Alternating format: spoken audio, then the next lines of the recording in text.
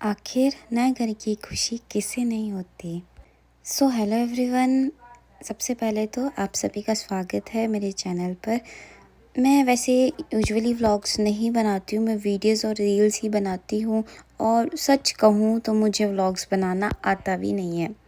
तो सबसे पहले तो शुरुआत करती हूँ अपनी इंट्रोडक्शन से।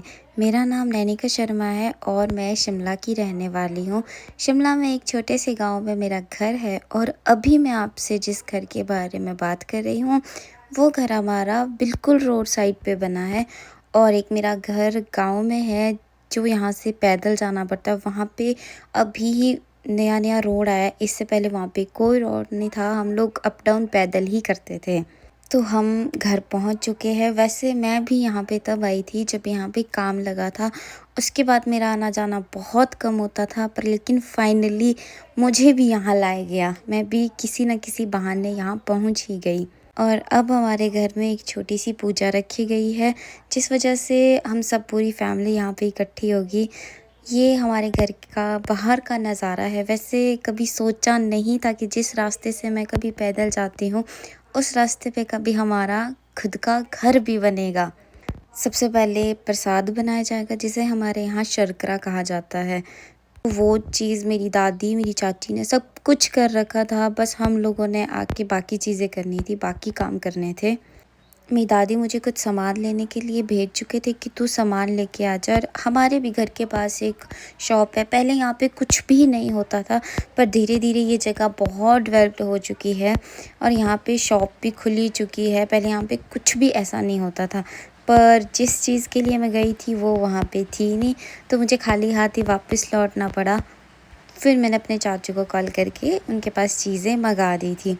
और यहाँ पे मेरे चाचू का बेटा मानविक दादी के पास ही घूम रहा था, क्योंकि ये दादी के पास ही रहता है। ये मैक्सिमम टाइम नाटियाँ ही सुनता है और यही देखना पसंद करता है। इसे कोई भी कार्टून, कुछ भी चीज़ें, कुछ भी पसंद नहीं है, सिर्फ नाटियाँ ही नाटियाँ पसंद है। थोड़े टाइम बाद मेरी कज़न सिस्टर भी आ गई थी, मेरे बड़े पापा की बेटी।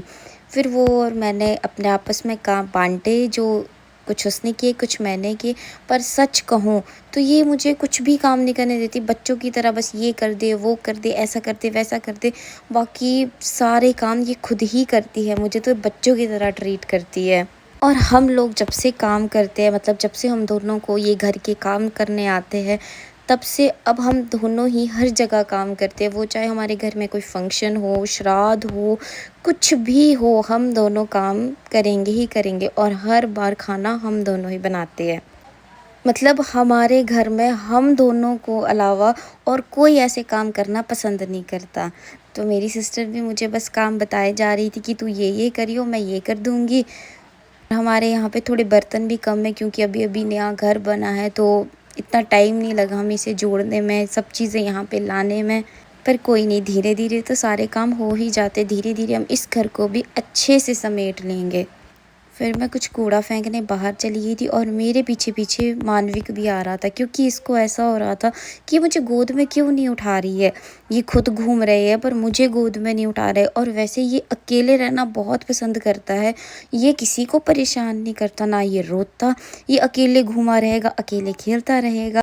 पर लेकिन इसका जब मूड ख़राब हो तो फिर ये जान भी खा सकता है किसी की। थोड़ा टाइम बाद मैंने सोचा बर्तन धो लिए थे, बर्तन साफ़ करके रखते, क्योंकि यहाँ पे स्पेस भी थोड़ा कम है, तो थोड़े थोड़े बर्तन धो के फिर उन्हें अच्छे से समेट के रखना पड़ता है। और मैं सच कहूँ तो मुझे अपना पर्सनल एक्सपीरियंस, मुझे किचन साफ़ करना इतना पसंद है। सफाई तो मतलब मेरे खून में जा चुकी है। और मेरे मामू की तरह, मेरे मामू भी सेम ऐसे, हर टाइम झाड़ू लगाओ, हर टाइम सफाई करो। मैं प्रॉपर उन पे गई हूँ। बिल्कुल भी घर में थोड़ा सा भी कूड़ा बिल्कुल पसंद नहीं करती, बस हर टाइम साफ़ करते रहो, साफ़ करते रहो। जिस वजह से कई बार मेरे घर वाले भी मुझे बोलते हैं कि तू इतना सफाई का कीड़ा मत बन। सारा काम फ्री करने के बाद फिर मैं फ़्रेश हो गई थी कि अब मैं बहुत थक भी चुकी हूँ, तो अब थोड़ी देर रेस्ट कर लेते हैं। थोड़े टाइम में शाम के खाने की तैयारी करनी है। अभी पूजा में बैठे हैं तो ज़्यादा आवाज़ें नहीं होनी चाहिए। और ये था मेरा सो कॉल्ड व्लॉग। सॉरी, बहुत सारी मिस्टेक्स हुई होगी। Bye bye everyone.